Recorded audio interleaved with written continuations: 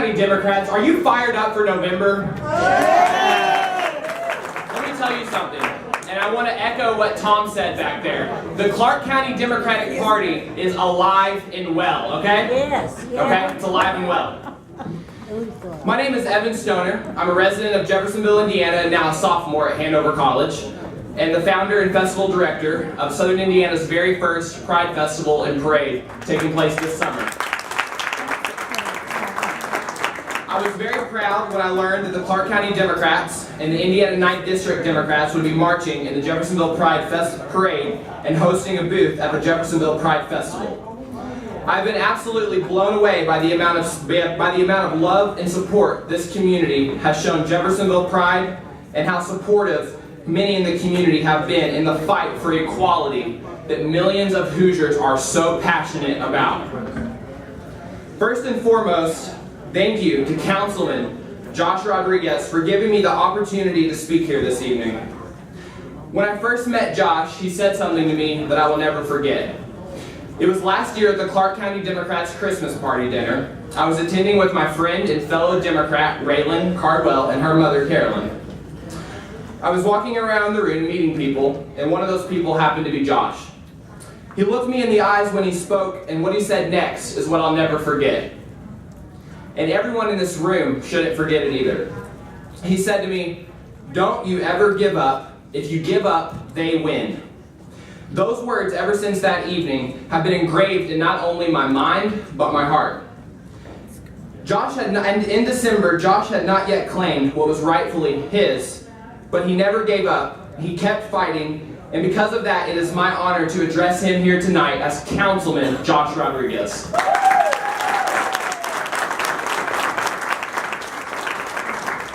So today is Saturday, June 4th, 2016. And in 157 days, the United States will be faced with the most consequential election of not only my lifetime, but I think it's safe to say all of our lifetimes. Over the past 8 years, we've seen an unprecedented amount of partisanship, arguing, and rage that has consumed American politics. President Obama ran on a promise of change. He instilled hope in me and millions of people in this country. President Obama ran his campaign on a call to end hyper-partisanship and move forward together in order to get things done for the American people and for the people of this world. President Obama was able to galvanize our nation with 3 very important words: yes, we can. Before Barack Obama was known throughout the country, he delivered a keynote address at the Democratic National Convention in 2004. Some say this was the best speech Barack Obama has ever delivered. For me, it is a testament to the idea that nothing is impossible. President Obama said during his convention speech, "There is not a liberal America or a conservative America, there is the United States of America." If you observe the 2 major political parties today, though, you will see an obvious and clear distinction. On the ballot in November, you will find 2 starkly different paths for America. If you want to live in an inclusive America, the choice is clear.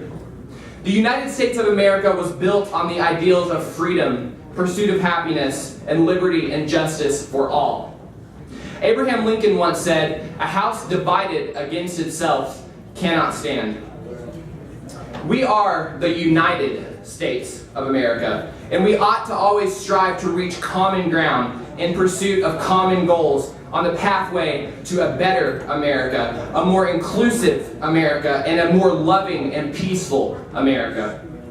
Unfortunately, Indiana has seen firsthand what happens when we elect a governor who cares more about dictating who you love than in fixing the crumbling infrastructure of the crossroads of America or bringing good-paying jobs to Indiana.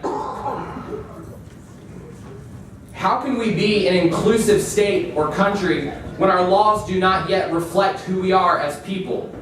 We need leaders in this state who are going to stand up for not some, but for all Hoosiers. This past year, I have learned so much. Most importantly, though, I've learned how vital it is to truly listen to one another. We may disagree from time to time, but what is important is that in America, we should be able to disagree and still be friends. At Hanover, I have many conservative friends, but that doesn't stop me from having political conversations with them so I can better understand them and where they are coming from. The United States cannot continue down the path of hyper-partisanship. We simply can't. If we want to make real progress, we must open our hearts and our minds, and we must challenge the status quo. We must think bigger and reach higher. The Democratic Party is sometimes referred to as a big tent. It's true. We are a big tent.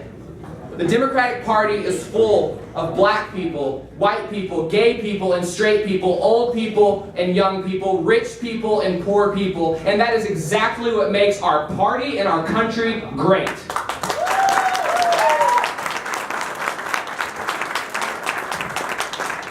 We are a diverse nation with unique people from many different backgrounds and many different walks of life.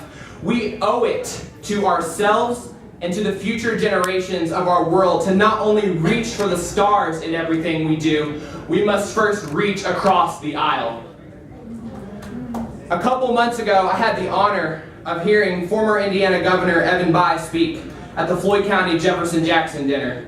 He spoke very eloquently about the need for bipartisanship and the great need for our state and for our country to be unified. He even quoted Ronald Reagan. "A man who can't settle for half a loaf of bread has never had to go to bed hungry." All of us collectively will succeed more, accomplish more things, and ensure a bright future when we work together side by side, hand in hand, and when we vow to ourselves to never give up. This election in November is about more than deciding on a blue path or a red path for America. The election is about who we are as a people. It's about what the United States stands for today. We cannot let our country be plunged down in the gutter with Donald Trump. We cannot elect a man who thinks what makes America great is what is wrong with America. Diversity is a strength, not a weakness. That's right. We must use the power of the ballot box this November, but more importantly, let's use our brains to think, let's use our mouths to speak, let's use our ears to listen, let's use all of these tools we have to have the hard conversations with people we may not agree with. Let's open our hearts and our minds to walks of life we may not be as comfortable with, and let's recognize and never forget that an inclusive America is a great America. Thank you.